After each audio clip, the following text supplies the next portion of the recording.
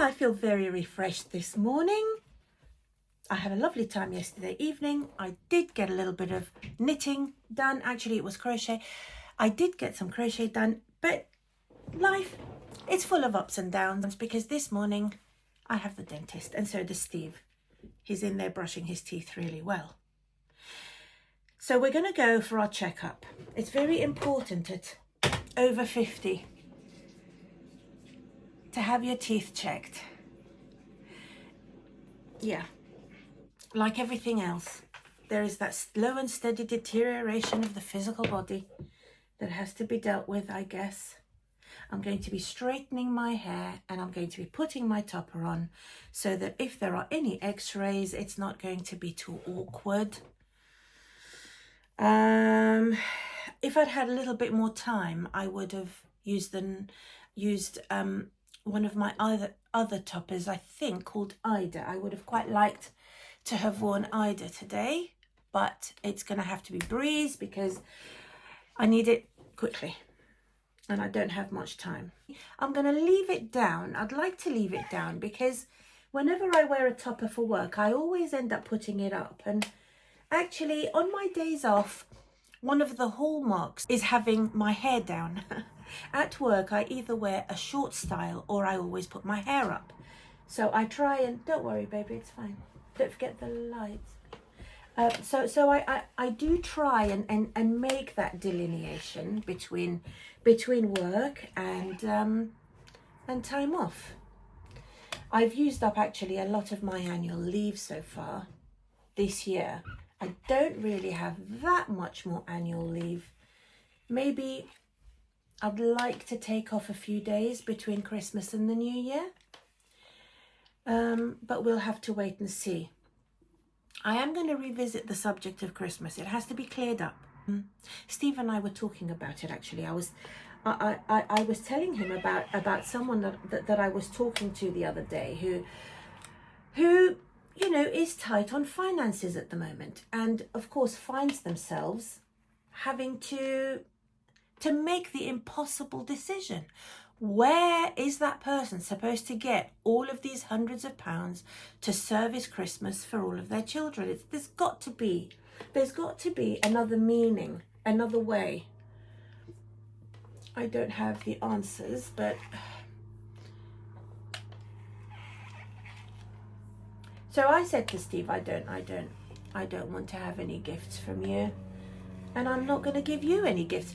You see, even as I'm saying it, I feel mean, like I'm a humbug or a grouch or I'm kind of what's the word? You know, tight-fisted. You know, I want my money all for myself. Well, I that's not the case. I do enjoy spending money on my loved ones' birthdays, even friends' birthdays. I always make sure that I have at least a small gift and a card, and I do my best to either wrap the card or put it in a bag to properly mark their birthday, which is important.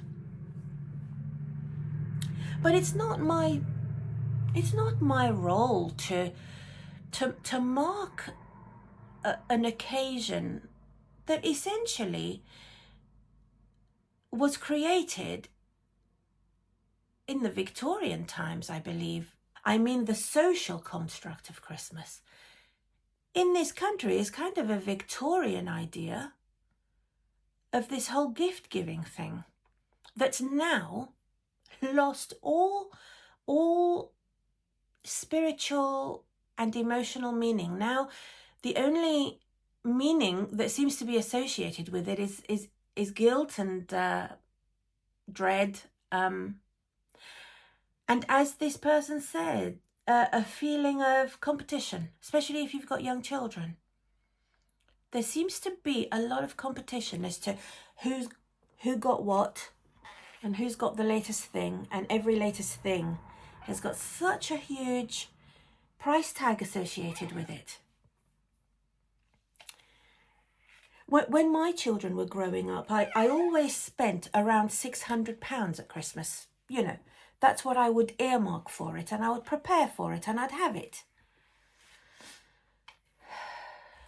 And I was lucky that there wasn't cost of living crisis, and there wasn't sort of recessions and things like that at that particular time, or at least I was able to sidestep them. If you're able to sidestep it, it's not an issue. That other than the spiritual bankruptcy that seems to have befallen Christmas, that's definitely an issue, because it is today. It's supposed to be a religious marking of the birth and the resurrection of Jesus. That's what I always understood it to be. And if it's not that now, then what exactly is it? I'm not sure. I am not sure, and I'm definitely not. I don't really approve. I don't like being manipulated like this, and I don't want that for my own children either. I think what I'll do is we'll have a little video call conference with them, a 3-way video call to discuss it. I want to discuss it. They're probably going to think, oh no, here's mum now being a little bit weird. But if being authentic means that you have to be seen as being a little bit weird every now and again, I'm prepared to pay that price. I'm certainly prepared to pay that price. I'd rather be a little bit weird and actually have an understanding of what I'm actually doing, and make sure that I'm doing what I want to be doing, rather than being completely manipulated and not thinking for myself. If I'm wrong, for heaven's sake, somebody tell me. Sometimes I do run away with myself with these ideas, and I just, go galloping down a thought process that isn't particularly logical. If somebody's got a better idea of what I should be doing, for heaven's sake, please let me know. I don't know everything. All I know is that I feel uncomfortable. We're going to do that trick again today. So when I said yesterday that I actually stretch the lace, I'm not saying that I take it and I stretch it like a rubber band, because it's going to fray or break or rip. No doubt about it. What I'm saying is that I actually get a hold of it and just very gently pull so that the folds in the lace actually disappear. And I just put a little bit of heat from my fingers on it to make that glue melt into my skin, and that way I managed to have a pack of the lace tape for several months. So it's not that I use them once and they can't be used again. I try and make them last for as long as possible. Do you know something? I have never heard myself sound like such a, what's the word for somebody who doesn't want to spend any money? That's not me at all. I hope you don't end up getting that impression. But if we don't live on purpose, if we don't examine our actions, and life is just a series of decisions and actions, and at the end of a very long time, you've got a life, and then you have to live by the consequences of your actions. So if we don't examine our decisions and our beliefs, and hence our actions, then we're living on somebody else's timetable. And we're doing what benefits everybody else except ourselves and our loved ones. So please, let me know what you think. Now I'm doing that thing where I'm just taking the front and just kind of curling it. I don't have my my round curler, so I'm just using the straightener to do this, and I can do that. Just to give it a little bit more of natural movement at the front, I mean, it's so beautifully cut, and the density is so natural, like some of you have said. I don't want it to be just flat, because it wouldn't normally be like that. Your real hair wouldn't. real hair would have oils running through it from the skin, from the hair follicle, and it would over time shape itself naturally around your face, the contours of your face. That's what I'm trying to replicate here, and that's what's replicated in the synthetic fibers that we have beautifully. I am loving having my hair done, and I'm not going to put a lipstick on because who wears a lipstick to the dentist?